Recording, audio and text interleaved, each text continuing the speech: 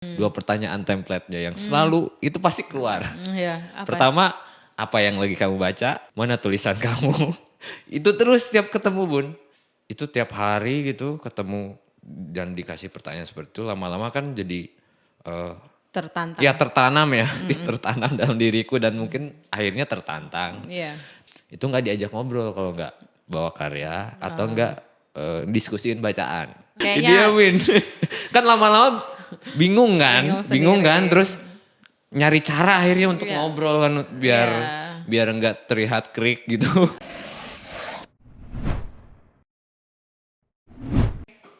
Selamat sore, selamat datang kembali di podcast Mahima. Kali ini saya didampingi oleh penyair Willy Fahmi Agiska. Tepuk tangan. Yeay. Halo. Sapa-sapa dulu Willy, itu kameramu. Halo teman-teman. Willy Fahmi Agiska, buat yang belum tahu, Willy Fahmi Agiska adalah penyair yang sudah menerbitkan 2 kumpulan puisi. Yang pertama itu Mencatat Demam ya Will. Betul. Dan yang kedua adalah Unboxing. Dari karya-karya Willy, saya bisa melihat Willy ini adalah penyair yang berbakat begitu ya, berbakat dan memiliki memiliki kekhasan tersendiri dalam karya-karyanya, keunikan tersendiri. Dan hari ini kita bakal ngobrol sebetulnya ya, kenapa Willy memilih dunia puisi dan apa sih yang menginspirasi Willy gitu ya. Oke Will, ini ada dari Mencatat Demam ini. Mungkin aku baca dulu ya, Sajak Biru ya. Ini puisi karya Willy Fahmi Agiska. Sajak Biru. Pada sepi yang makin gigir, pada batas rasa kehilangan ini, aku biru. Seluruh laut pulang padaku, tanpa ombak dan perahu-perahu. Waktu hanyalah seorang utusan, pemberi renik-renik bangkai yang lama terapung-apung di hatimu. Sedang di sini, mercusuar hanya menggigil, sampah-sampah mengambang, dan ikan-ikan terkapar di kedua mataku. Nice. Wow, luar biasa.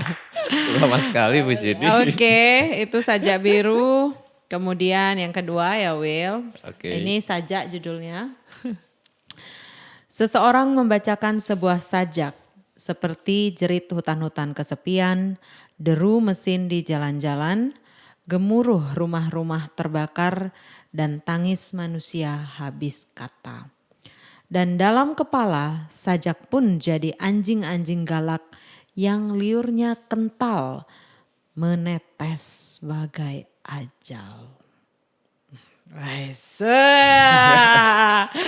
Oke, itu di buku Mencatat Demam ya. Saya ingin bertanya kepada Willy, sebetulnya kapan Willy mulai terperangkap, terjebak dalam dunia puisi? Puisi ya? Silahkan. Oke, makasih Kak Sonia. Senang sekali bisa ketemu teman-teman Mahima lagi. Yes. Terima kasih Mahima. Gimana? Intinya pertama kali nulis ya. Pertama kali nulis itu ketika aku udah masuk kampus. Aku berkampus di Universitas Pendidikan Indonesia, UPI Bandung. Di Jawa Barat sana. Dan kebetulan aku studinya bahasa dan sastra Indonesia. Tercemplung ke sana. Dan kebetulan yang kedua, aku bertemu dengan teman-teman yang punya minat kuat terhadap sastra ya. Terutama sastra Indonesia gitu. Dan kebetulan yang ketiga, gara-gara pertemanan itu mereka mengajakku bergabung di sebuah komunitas sastra di kampus. UKM sih ya, UKM. Namanya Asas UPI, Arena Studi Apresiasi Sastra. Nah disitulah aku mengalami sastra, mengalami puisi dan banyak hal gitu. Dan di sana aku mendapatkan beberapa hal, terutama pertama disiplin membaca. Nah, ada cerita lucu sebenarnya soal membaca ini. Jadi di awal-awal aku nggak langsung nulis gitu. Dan di kampus kan nongkrong di mana. Nah, ketika nongkrong-nongkrong itu biasanya di taman parter, ada taman parter gitu. Di depan fakultasku dan selalu ketemu dengan senior-seniorku di asas itu. Dan pertanyaannya template dua pertanyaan template-nya yang selalu itu pasti keluar. Ya, apa? Pertama, apa yang lagi kamu baca? Terus, mana tulisan kamu? Itu terus setiap ketemu Bun. Oke. Bayangin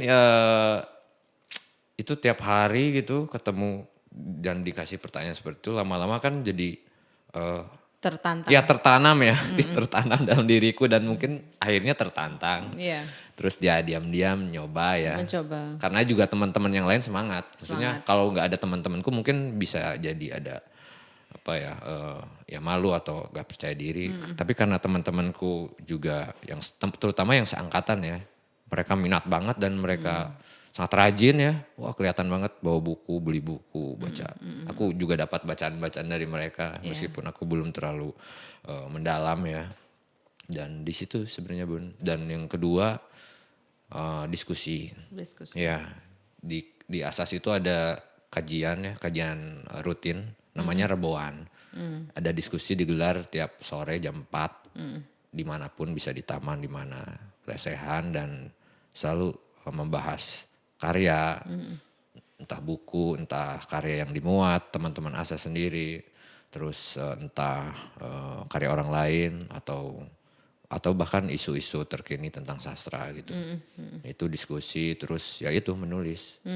Ya, Oke. lama-lama kan dibentuk ya disiplin menulis karena selalu ditanya kan. Dan lucu sebenarnya. Jadi kalau di ASES tuh yang aku alamin pribadi, kalau ketemu, terutama nggak ketika ketemu di kampus, misal ada sekre gitu, sekre yang bisa ditinggalin. Itu nggak diajak ngobrol kalau nggak bawa karya atau nggak diskusiin bacaan. Jadi didiemin. Nggak Didiemin. digubris. Itu bagus sekali ya, kita harus meniru ya, harus di Mahima ya, berarti nggak diajak ngobrol gitu. Kayaknya Didiemin. Kan lama-lama bingung kan, Bingung kan, sendiri. terus nyari cara akhirnya untuk Iya. ngobrol kan biar Iya. biar nggak terlihat krik gitu. oh, itu bagus banget sih dikacangin. Tertekan, tapi memang Kita gitu. harus coba ini strategi ini terus. Ya. Ya nggak tahu ya apakah ini cocok dengan teman-teman yang lain. Nah, menurutku ini subjektif aja mungkin. Tapi bisa. mau jadi motivasi kan. Iya, kalau aku pribadi. Tapi banyak juga Bun yang gara-gara hal semacam itu Nggak jadi enak. mundur atau nggak jadi percaya diri gitu, malah jadi down atau gimana. Oh itu awal. Enggak, Habis itu? beberapa temenku ya ada yang nggak bertahan ya, seleksi alam gitu. Oh iya. Lalu pertanyaan berikutnya tuh adalah kok puisi gitu. Kok puisi ya? Iya. Kan ada pilihan lain ya. Betul. Jadi Apa dikutuk ya? sebenarnya awal kalau dirunut dari jauh ya, jadi aku tuh punya kesenangan terhadap bahasa, terutama bahasa Indonesia. Iya. Itu yang memberikan kesenangan itu, yang melahirkan atau memantik kesenangan itu ya ibuku. Ibuku kebetulan guru bahasa. seni dan guru bahasa Indonesia gitu.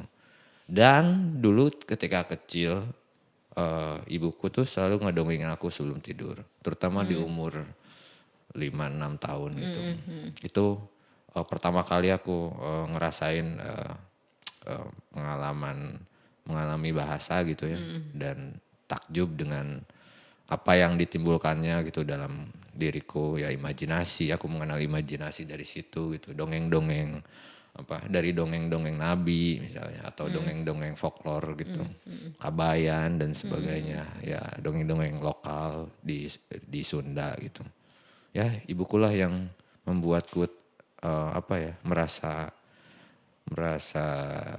dirangkul lah oleh bahasa. Jadi abis dari situ tuh aku jadi senang baca.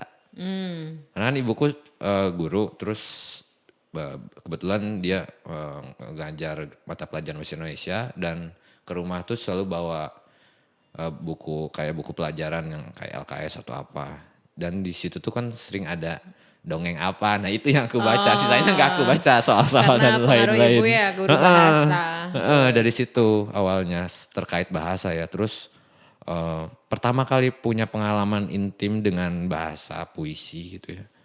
Itu pas menjelang akhir lulus SMA deh kalau nggak salah. Dan kebetulan eh, puisi yang pertama kali menyentuhku itu puisinya Oka Rusmini gitu.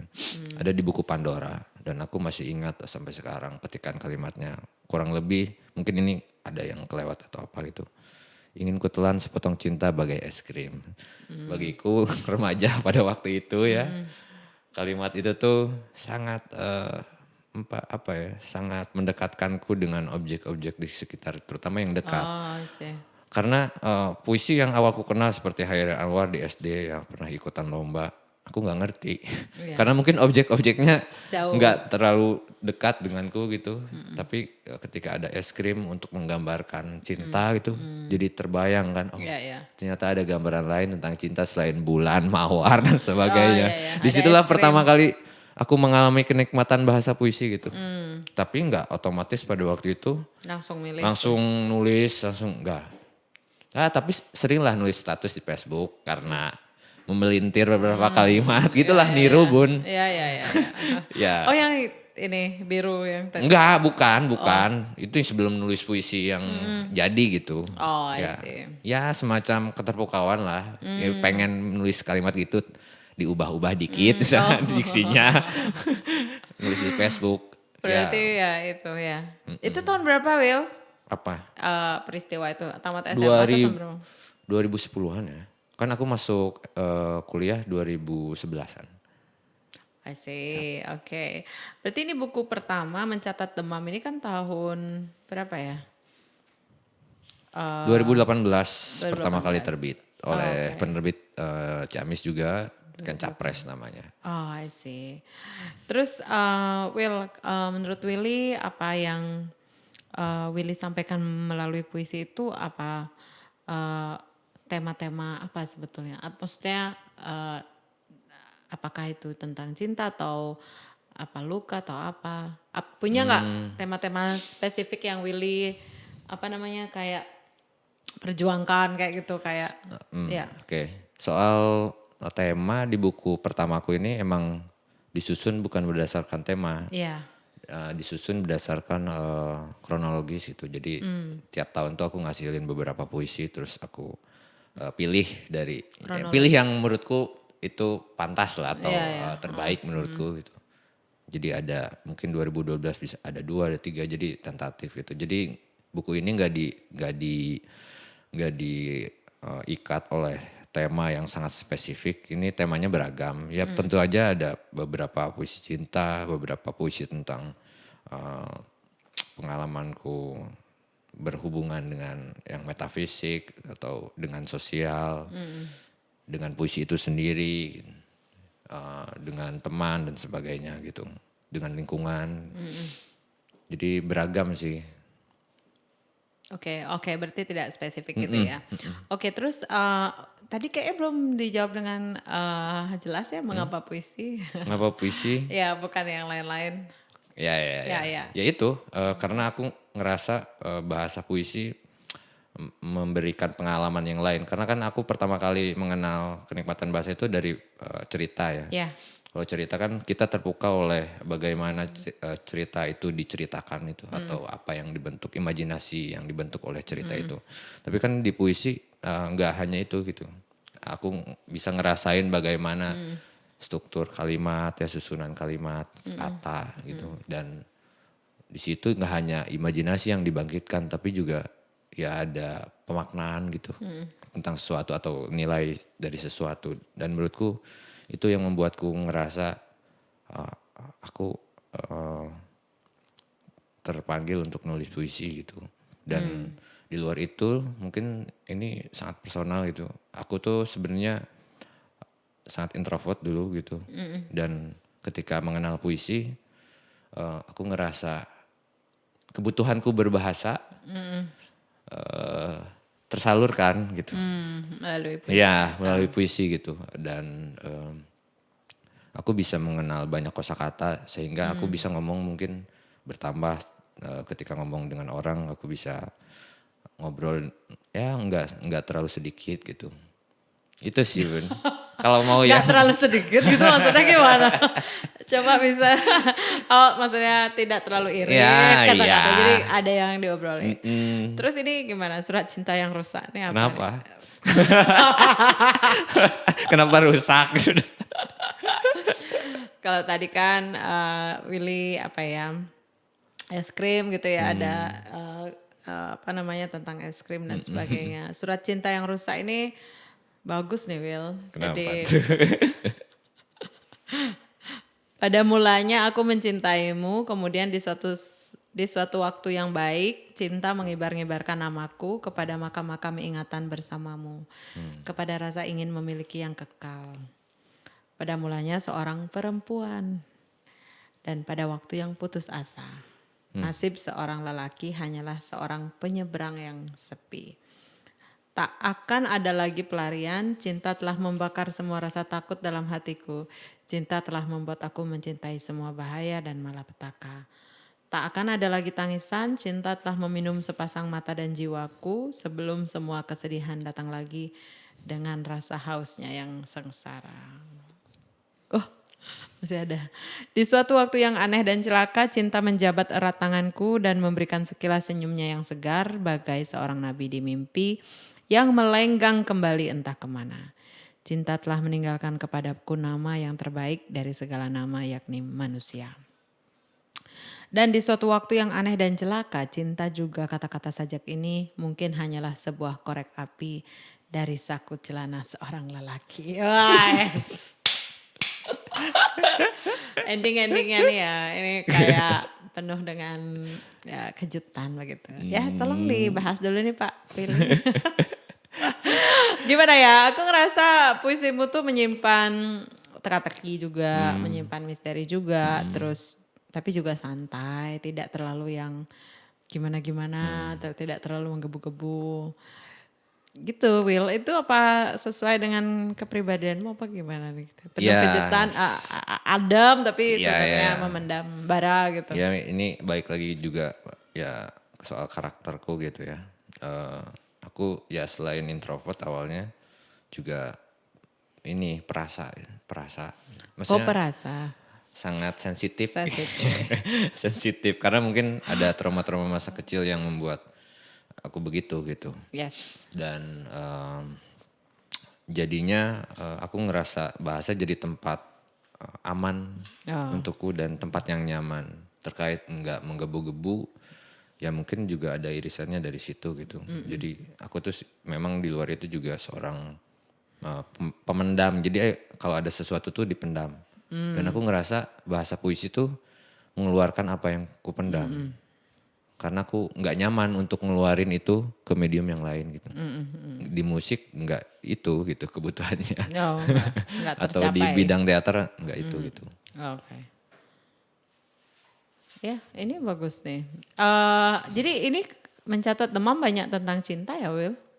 Ya beberapa, ya hampir mungkin ya. Hampir ya. Kenapa, Will? Waktu ini jatuh cinta waktu bikin ini atau gimana? Aduh, cinta yang kayak gimana ya? Luas kan cinta. Iya benar.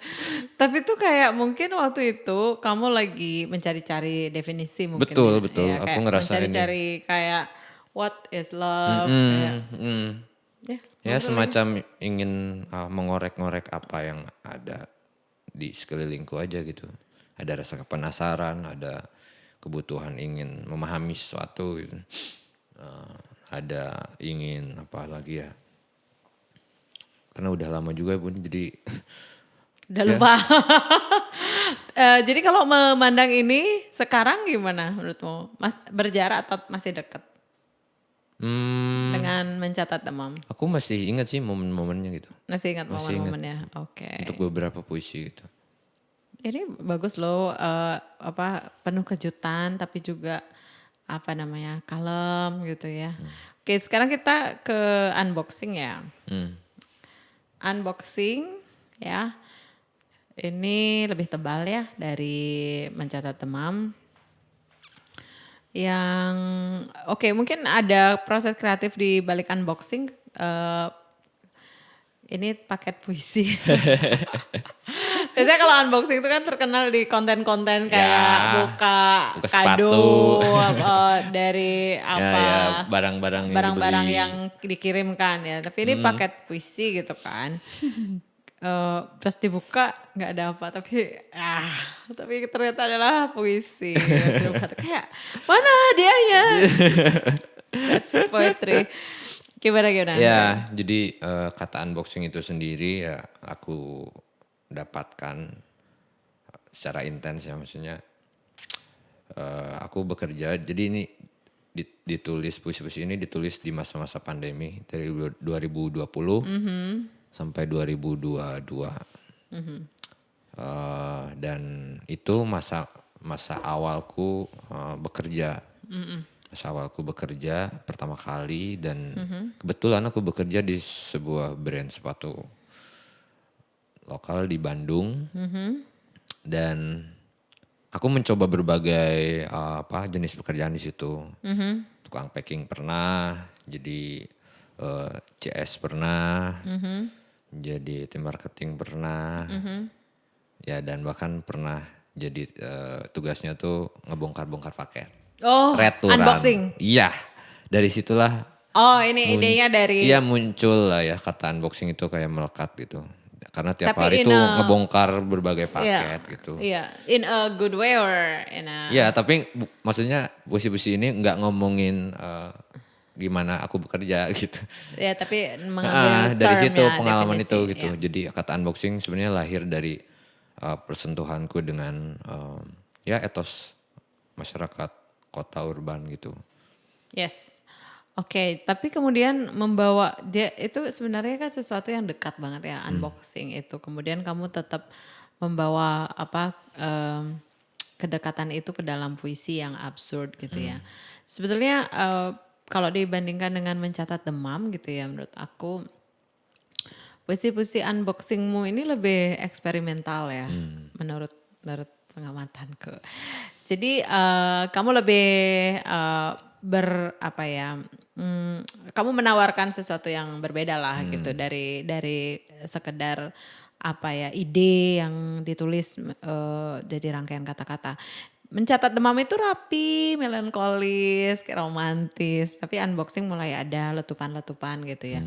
Apa ini terkait dengan kehidupan realita yang Ya, yang sudah realita begitu ya? ya tentu saja itu kaitannya sama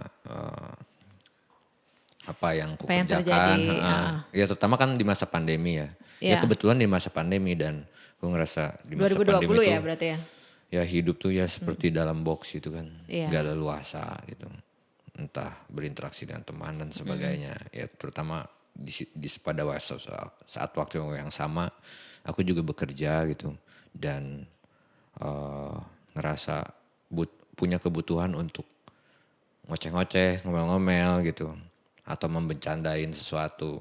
Nah terkait kebutuhan untuk berkelakar gitu.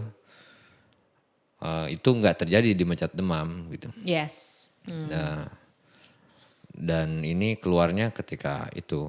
Ini mungkin juga aku pengen bilang kalau ketika puisi-puisi ini ditulis, pernah aku nulis puisi di masa pandemi dan gayanya seperti Mencat Demam gitu. Tapi malah jadi murung, beku gitu ya. Kamu gak suka?